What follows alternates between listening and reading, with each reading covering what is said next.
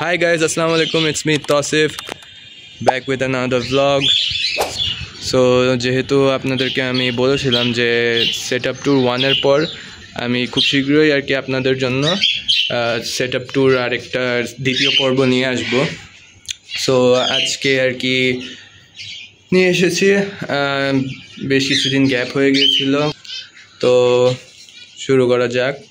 তো দেখতেই পারতেছেন আমরা গতবার এই সেটআপটা আপনাদেরকে দেখিয়েছিলাম যে এখানে বাজিগার এবং জাভা আর ডাভের সেটআপ ছিল। সো এখন এটা হচ্ছে গিয়ে আমাদের আরেক পাশের কেজ সেটআপটা। সো এই সেটআপের মধ্যে আমি নতুন কিছু অ্যাডিশন করেছি। তো এখানে আমার একটি লুটিনো ককটেলের পেয়ার দেখতে পাচ্ছেন। এটা হচ্ছে গিয়ে আমার ফিমেলটা এবং নিচে হচ্ছে গিয়ে মেল। মোটামুটি দেখতেই পারতেছেন খুবই ভালো হেলথ অ্যান্ড কোয়ালিটি। অ্যান্ড এটার আমি ব্রিডিং বক্স লাগিয়ে রেখেছি। এটাও আসলে আমরা নিজে হাত দিয়ে বাসায় বানিয়েছি। তো আপনারা কমেন্টে জানেন কীরকম আছে। আরও কিছু উপরেও আছে ব্রিডিং বক্স। তো এটা হচ্ছে গিয়ে আমার প্রথম পেয়ার হিসাবে এটা রেখেছি। আর এটা আমি যদি বলি, এটা আমার 3 ফিটের একটা কেজে রেখেছে। আর যদি আপনাদেরকে জানতে পারেন যে আমরা কেজের ডিটেলসগুলো আপনাকে জানিয়ে দিব। আর এটা হচ্ছে গিয়ে আমার সেকেন্ড পেয়ারটা। মেলটা হচ্ছে গিয়ে আমার গ্রে, মেলটা গ্রে পাখি। অ্যান্ড ফিমেলটা হচ্ছে গিয়া একটু ক্রিম পার্ল, সিনামন পার্লও বলে, কিন্তু এটা হচ্ছে কি একটু অন্যরকম কালার। এটা ক্রিম কালারটা বেশি এখানে।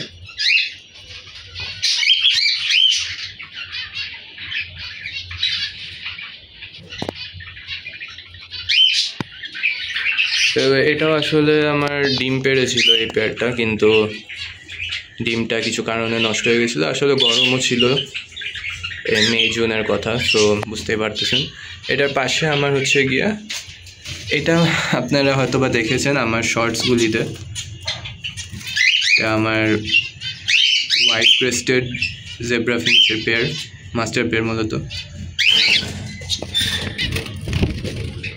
আমি নেস্টিং ম্যাটেরিয়াল গাইস দেখতে পাচ্ছেন, এই পেয়ারটি আবারও 2টি ডিম দিয়ে দিয়েছে। আর আমার নেস্টিং ম্যাটেরিয়াল দিতে হবে, যাই হোক।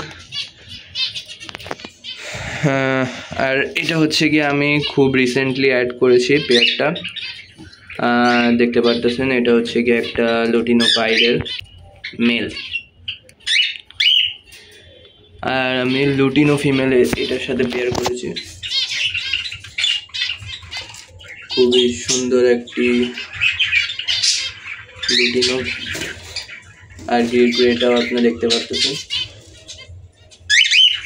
আমার এগুলো মূলত একদম ছোট থেকে আর কি, সেমি অ্যাডাল্ট থেকে পালা, এবং এটার মোটামুটি এখনও ব্রিডিং এজ তেমন খুব একটা হয়নি। কারণ আপনারা জানেন ককটেলের ব্রিডিং এজ মূলত আর কি 14 মাস পরের থেকে আর কি বক্স দিলে বেটার হয়, আর কি ফুললি ম্যাচিওর হয়। তো আমরা এটাকে পরবর্তী দিব। আর যেহেতু এটা দেখেছেন মাস্টার পেয়ারটা ফিঞ্চের, তো এটা ঠিক নিচেই আমি পার্টিশন দিয়ে রেখেছি। আর একটা জেব্রা ফিঞ্চের কলোনি, মূলত ওদেরই বাচ্চা, এই কলোনিটা করা।